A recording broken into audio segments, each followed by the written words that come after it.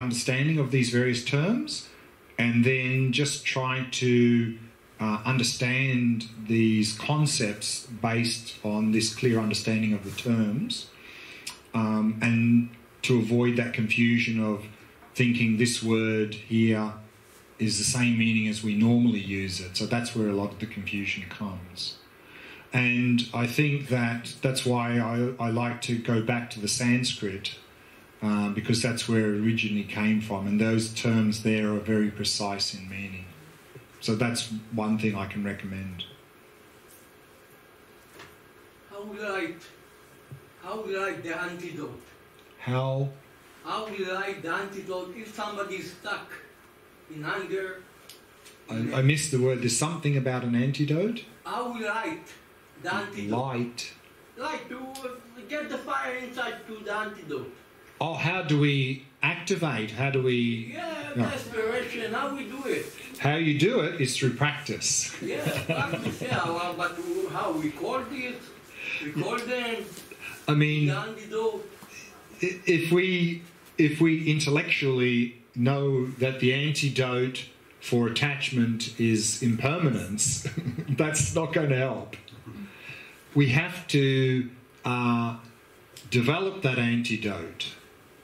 We have to meditate to come to experience that, and then we can start to apply it in daily life. Otherwise, just knowing that, oh, impermanence is a good antidote to attachment, it's not going to help.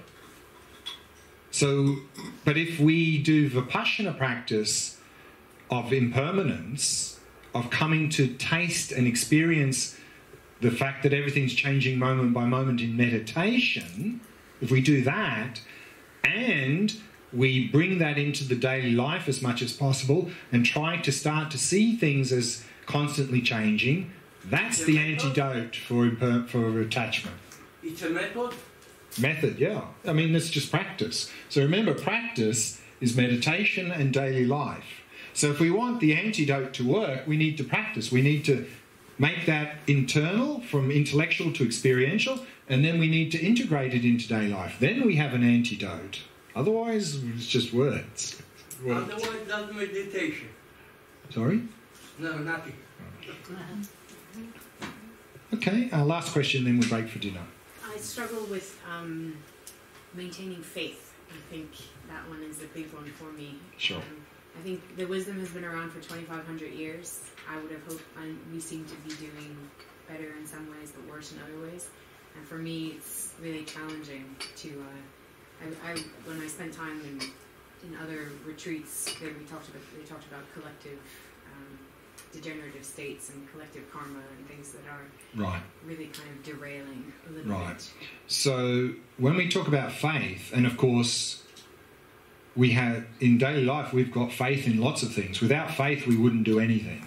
I mean, we wouldn't get out of bed in the morning without faith. No. So it's not like faith is very potent there. Yeah, but faith is not some religious thing. We eat certain food, we drink certain things. Everything we do is based on faith, because we see that doing this activity is going to give us something. That's faith. And so similarly here, and of course in daily life, we don't often blindly do things because someone said it's good for you. This blind faith. If someone tells us to eat something and do something, we think, I don't know about that. We check it out, don't we? So similarly here, if someone says, do this meditation, do that, and we're doing it blindly, that's not Buddhism. In fact, the Buddha himself said, don't do that. He said, don't merely have devotion for me. Don't really follow this out of devotion to me. You need to be like a goldsmith who checks and tests the quality of the gold before accepting it. So whenever we see any of these things, we need to check it out.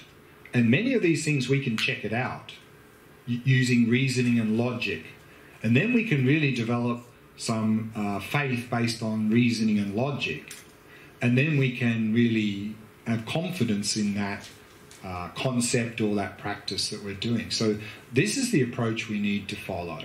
Now, of course, there are some things that it's going to be quite difficult at our level to use reasoning and logic to work it out.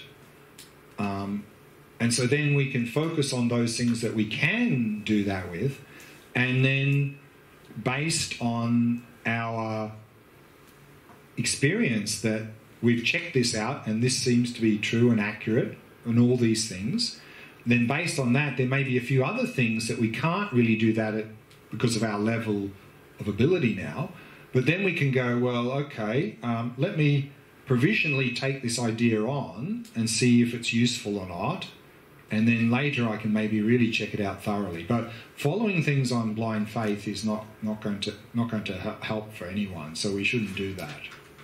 You know? And the Buddha himself said, don't do that. Fortunately, all these things here, we can test them, check them out. But they take a very long time for some of the impact to set in. Or they can. But I think some of these things, you know, we don't need to do too much meditation to notice some little shift in our mind. So to know, you know, like when we're going to look at the Shamatha and there's a description later of what that looks like, of course, to get to there, it's going to maybe take quite a long time, but on the way, there are milestones. It says, well, if you're here, this is what's happening.